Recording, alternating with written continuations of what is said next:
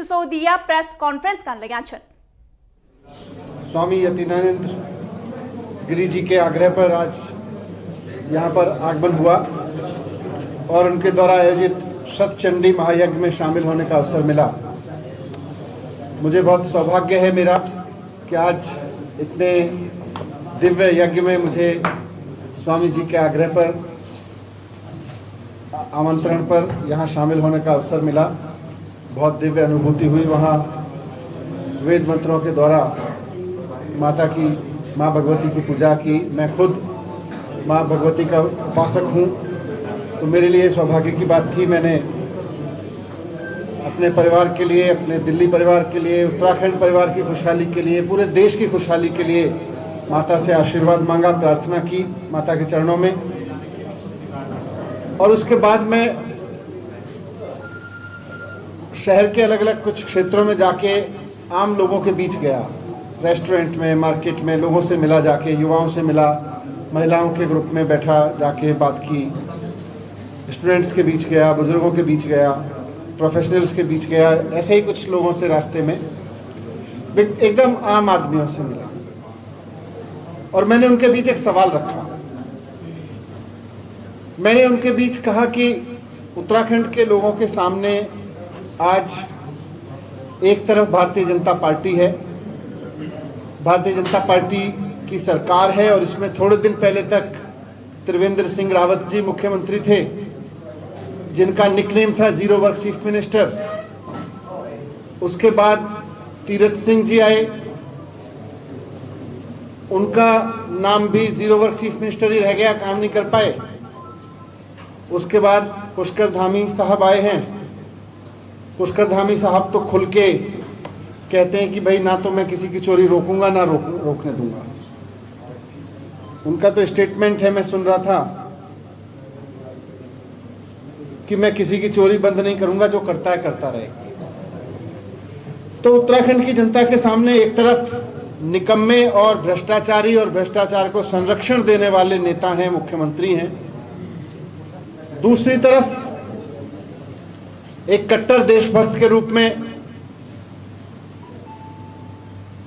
आम आदमी पार्टी के नेता कर्नल कोटियाल साहब हैं, जिनकी ईमानदारी की, जिनकी कर्तव्य निष्ठा की, जिनकी मेहनत की, जिनकी देशभक्ति की कस्में देश भर के लोग खाते हैं, जिनका पूरा जीवन देश के लिए कुछ करने और बलिदान देने, अपने आप को संकट में डाल के भी देश की सेवा करने के भरा रहा है।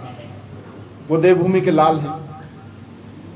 तो मैंने आज वहां पर पूछा लोगों से, जब मैं अलग अलग ग्रुप से मिला तो मैंने पूछा कि उत्तराखंड का मुख्यमंत्री कैसा होना चाहिए? भ्रष्टाचारी या भ्रष्टाचार को संरक्षण देने वाला, या देश की सेवा करने वाला ईमानदार मुख्यमंत्री होना चाहिए, कट्टर देशभक्त होना चाहिए, कर्नल कोटियाल साहब जैसा? तो वहां तो युवाओं ने भी कहा साहब अगर कर्नल कोटियाल साहब जैसा। बहुत पॉजिटिव रिस्पांस मुझे मिला मेरे सवाल के जवाब में। मेरा सवाल स्पष्ट था कि क्या कर्नल कोटियाल जी जैसा व्यक्ति उत्तराखंड का मुख्यमंत्री होना चाहिए? ये तो मेरी एक छोटी सी यात्रा थी, मैं यज्ञ में शामिल होने आया था, तो इस अवसर का इस्तेमाल मैंने उत्तराखंड के एक शहर में छोटे से छोटे समूह के सामने किया। आज मैं प्रेस के माध्यम से, मीडिया के माध्यम से यही सवाल उत्तराखंड के सभी भाइयों और बहनों के सामने रखना चाहता हूं। जैसा मैंने कहा, छोटे से समूहों में मैंने जवाब दिया तो बहुत उत्साहजनक था मेरे लिए तो, पर मैं उत्तराखंड के तमाम वोटर्स के सामने, उत्तराखंड के बच्चों के सामने, उत्तराखंड की महिलाओं के, भाइयों के, बहनों के, बुजुर्गों के, सबके सामने आज ये सवाल रखना चाहता हूं कि क्या कर्नल कोटियाल जी जैसा व्यक्तित्व उत्तराखंड का मुख्यमंत्री होना चाहिए? मैं आज आप सब पत्रकार बंधुओं से भी अनुरोध करूंगा कि मेरे इस सवाल को जनता तक पहुंचाएं, ताकि जनता अपने दिल से इसका जवाब दे सके कि क्या कर्नल कोटियाल जी जैसा व्यक्ति उत्तराखंड का भावी मुख्यमंत्री होना चाहिए। तो यही सवाल रखने में आपके सामने प्रेस कॉन्फ्रेंस में भी आया था। मैंने थोड़े से लोगों से पूछा था, जवाब बहुत पॉजिटिव था। मैं उम्मीद करूंगा कि आपके माध्यम से अगर ये सवाल जनता तक पहुंचेगा तो जनता के बीच से जवाब भी आएगा, और जनता के बीच से जवाब तो हमें पूरा भरोसा है कि जनता भ्रष्टाचारी या भ्रष्टाचारी को संरक्षण देने वाले की जगह एक ईमानदार और कट्टर देशभक्त को ही मुख्यमंत्री चुनना चाहेगी। पर मैं आज उत्तराखंड के लोगों के बीच आपके माध्यम से सवाल रखना चाहता हूँ। मैंने ये सवाल रखा था। धन्यवाद। अब आपका कोई सवाल हो इस पे या और विषयों पे तो हम बात कर सकते हैं। तो क्या कर्नल कोटियाल जी मुख्यमंत्री का चेहरा होंगे यहाँ पर चुनाव में? अभी मैं उत्तराखंड के लोगों से सवाल रख रहा हूँ। मुख्यमंत्री का उम्मीदवार चेहरा पार्टी तय करेगी, उत्तराखंड के कार्यकर्ता तय करेंगे, उत्तराखंड के लोगों की राय पे तय करेंगे। लेकिन पहले मैं उत्तराखंड के लोगों के बीच इस सवाल को रख रहा हूँ कि क्या कर्नल कोटियाल जी जैसा ईमानदार कट्टर देश व्यक्ति उत्तराखंड का मुख्यमंत्री होना चाहिए? दिल्ली में बिजली फ्री की है, यहाँ भी 300 यूनिट बिजली देने का वादा किया है, तो क्या है ये, क्या बिजली खेल रहे हैं? आम आदमी की जरूरत है भाई बिजली। आज हम 21वीं सदी में रह रहे हैं। मुझे किसी से बात भी करनी है तो आज मोबाइल पे बिजली से चार्ज होगा। मुझे अपने बच्चे पढ़ाने, घर में रोशनी चाहिए। उत्तराखंड तो बिजली पैदा करने वाला भूभाग है देश का। यहाँ पर बिजली इतनी महंगी, वजह वही है भ्रष्टाचार, वजह वही है बेईमानी।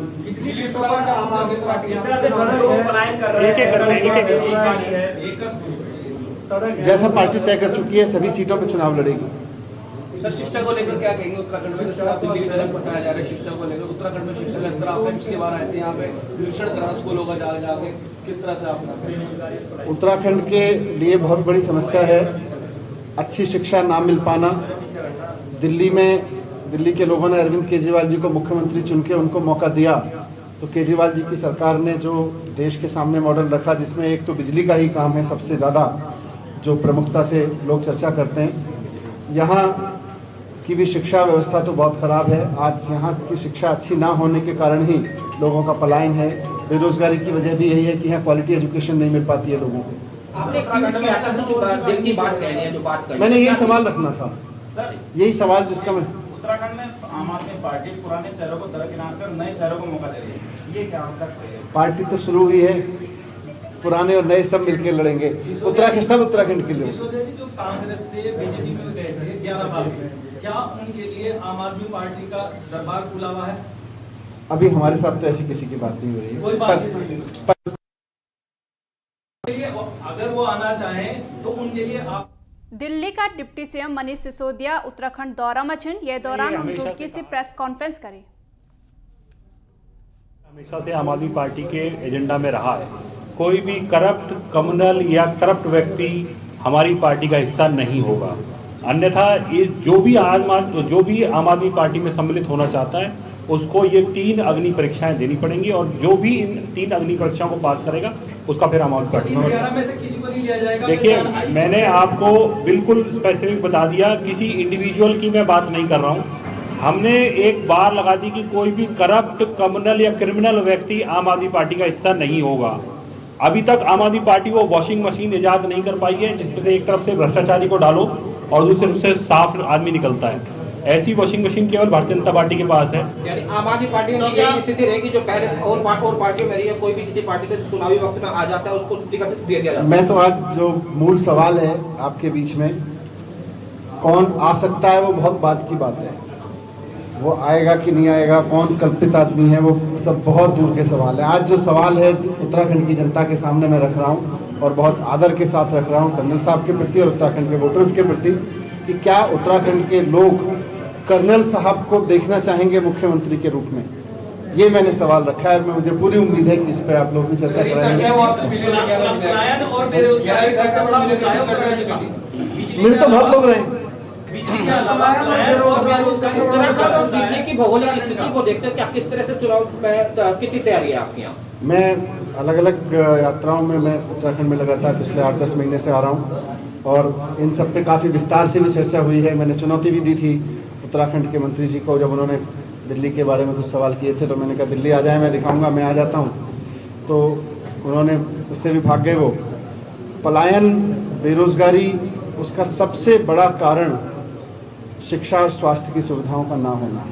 बेरोजगारी का कारण भी ये है कि अच्छी शिक्षा नहीं मिल रही है।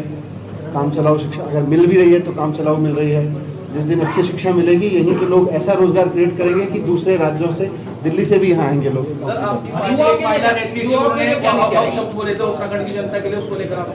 हमारा किसी भी इस तरह की चीज को स्वीकृति नहीं। धन्यवाद।